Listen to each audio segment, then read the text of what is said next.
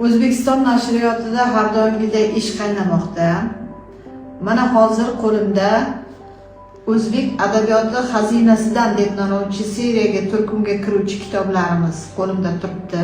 Butun o'zbek adabiyotini qamrab oluvchi mumtoz adabiyot, hozirgi zamonaviy adabiyotga mansub barcha asarlarni o'z ichiga oladigan katta va xayrli bir ishga qo'l urdik. Hozirgi kunda kecha-yu kunduz tinim bilmasdan ishlamoqdamiz. O'zbekiston Fanlar akademiyasi hamda Yozuvchilar uyushmasi birgalikda tahrir hay'ati tuzishdi.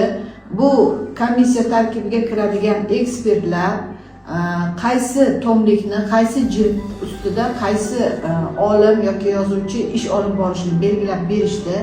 Shu orqali biz materiallarni, asarlarni olib ish boshladik.